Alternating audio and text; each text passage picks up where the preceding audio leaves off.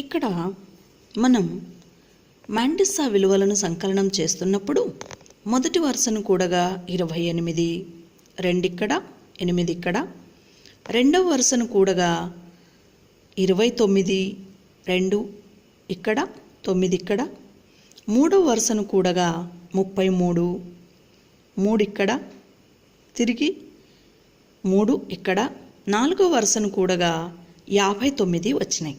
ఇక్కడ నాలుగో వరుస తర్వాత పాయింట్ మొదలవుతున్నది. నాలుగో వరుస కూడగా వచ్చిన సంకలనం విలువ 59.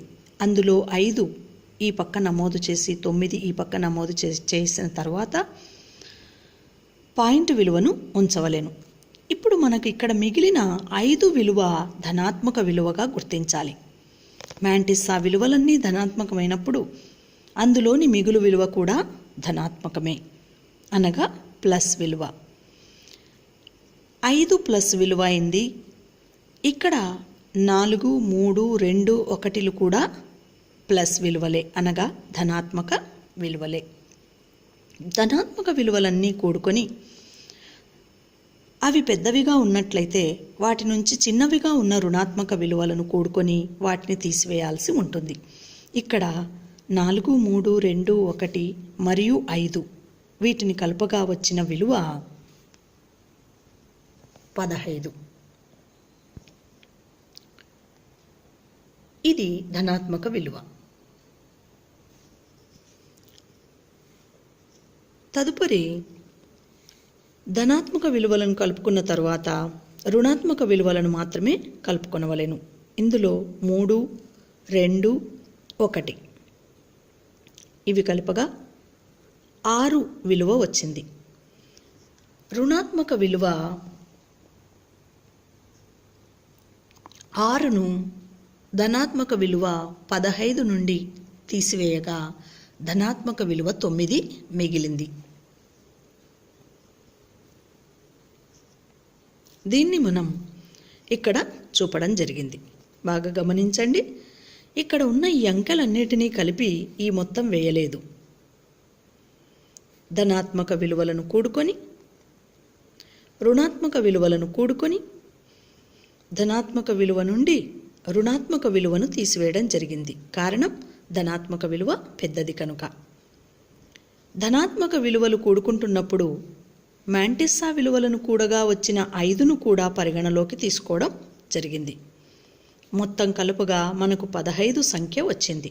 15 నుండి రుణాత్మక విలువలను కూడుకొనగా వచ్చిన 6ను తీసివేయగా మిగిలిన విలువే 9. ఇప్పుడు ఇది ధనాత్మకమైంది. కారణం ధనాత్మక విలువ పెద్దదిగా ఉన్నది కనుక. అందులో నుండి రుణాత్మక విలువ పోగా మిగిలిన విలువ ధనాత్మకం అయినది కనుక. ఇప్పుడు సిగ్మా లాగ్ ఎక్స్ సంకలన విలువ 9.9398 అయినది. దీనిని ఈ సూత్రాన్ని ఉపయోగించడం ద్వారా గుణమధ్యమాన్ని లెక్కించవచ్చు. GM = antilog of sigma log X by N, అనగా సిగ్మా లాగ్ ఎక్స్ విలువలను n అంశముల సంఖ్యచే భాగించగా వచ్చు మొత్తమునకు ప్రతి సంవర్గమానమును కనుగొనవలని అర్థం. ఇక్కడ సిగ్మా లాగ్ ఎక్స్ విలువ 9.9398 ని అంశముల సంఖ్య 8 చేత భాగించగా వచ్చు విలువ 1.242475 అయినది. దీనికి ప్రతి సంవర్గమానం కనుగొనడానికి గాను ముందుగా 1 అన్న ఈ పూర్ణాంకాన్ని పక్క నుంచి మాంటిస్సా విలువలను పరిగణలోకి తీసుకుంటూ ప్రతి సంవర్గమాన పట్టికలో 24 నిలువు వరుసలో 2 అడ్డు వరుస కింద గమనించినట్లయితే మనకు వచ్చే సంఖ్య 1746.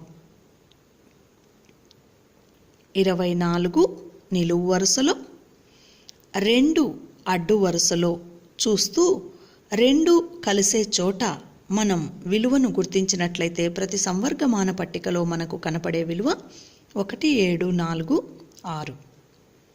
ఈ విలువను పక్కకు నమోదు చేసుకొని తదుపరి విలువ ఎంత ఉన్నదో గమనించాలి. 2, 4ను 2 క్రింద చూసేశాం. ఇక మిగిలింది 4. 4 అనే విలువను మీన్ డిఫరెన్స్ పట్టికలో చూడాలి. 4 విలువను చూసే ముందు 4 పక్కన కూడా అంకెలు ఉన్నందున ఆ అంకె 5 కానీ 5 కంటే ఎక్కువ కానీ ఉన్నట్లయితే ముందున్న ఈ 4 విలువను మరొక్క విలువను పెంచుకోవచ్చు. అనగా ఇక్కడ 7 ఉన్నది, అనగా 5 కంటే ఎక్కువ విలువ. ఈ విలువను 5 కన్నా ఎక్కువ ఉన్నది కనుక దీనికి ముందున్న ఈ 4 సంఖ్యను మనం ఒక నెంబర్ను పెంచుకోవచ్చు. అనగా ఒక సంఖ్యను పెంచగా అది 5 అయినది. ఇప్పుడు మీన్ డిఫరెన్స్ వరుసలో 5 క్రింద అనగా 24 నిలువు వరుసలో అడ్డు వరుసలో 2 క్రింద గమనించి ఏ విలువైతే వస్తుందో దానికి సమాంతరంగా మీన్ డిఫరెన్స్ పట్టిక వరుసలో 4 అనే అడ్డు వరుస క్రింద గమనించినట్లయితే మనకు కనపడే విలువ 2. ఈ విలువను ఇంతకుముందు మనం రాసుకున్న 1, 7, 4, 6 విలువకు కలపడం ద్వారా మొత్తం విలువ 1, 7, 4, 8 అయినది. ఇకపోతే ఇక్కడ మిగిలిన విలువ 5. ఇది మనకు అవసరం లేదు. మనకు పాయింట్ తరువాత 1, 2, 3, 4, 5 ఈ విలువల వరకే లెక్క. ఇందులో కూడా 24 నిలువు వరుసలో 2 అడ్డు వరుసలో ప్రతి సంవర్గమాన పట్టికలో గమనిస్తూ మీన్ డిఫరెన్స్ను చూసేందుకు ఈ సంఖ్యను అనగా 4వ స్థానంలో ఉన్న సంఖ్యను ఉపయోగిస్తాం. 4వ స్థానంలో ఉన్న సంఖ్యను మరొక్క సంఖ్యను పెంచుకునేందుకు గాను పక్కన 5వ స్థానంలో ఉన్న సంఖ్య 5 కానీ 5 కంటే ఎక్కువ కానీ ఉన్నట్లయితే 4వ స్థానంలో ఉన్న సంఖ్యను ఒక సంఖ్యను పెంచి రాయడం జరుగుతుంది. ఒకవేళ 5 లేక 5 కంటే ఎక్కువ అక్కడ లేనట్లయితే, అంటే 5 కన్నా తక్కువ సంఖ్య ఉన్నట్లయితే ముందున్న ఈ సంఖ్యను ఏమాత్రం మార్పు చేయకుండా మీన్ డిఫరెన్స్ను ఇదే సంఖ్యకే చూడడం జరుగుతుంది.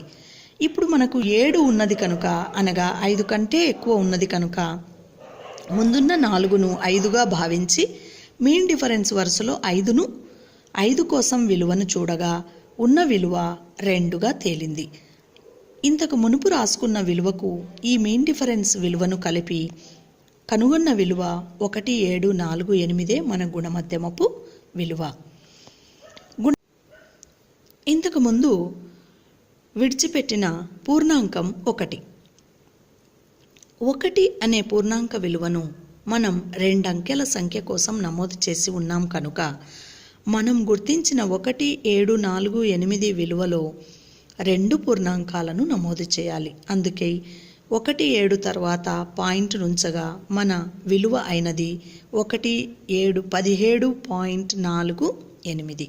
కనుక గుణమధ్యమపు విలువ 17.48. విద్యార్థులారా గమనించారు కదా, ఈ అభ్యాసంలో మనకు కొత్త అంశం బయటపడింది.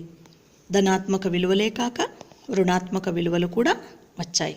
వీటిని మరొక్కసారి మీరు గమనించి చూసుకొని ఎలా లెక్కించామో చూసుకొని గుణమధ్యమాన్ని లెక్కించే విధానాన్ని బాగా గుర్తుంచుకోండి.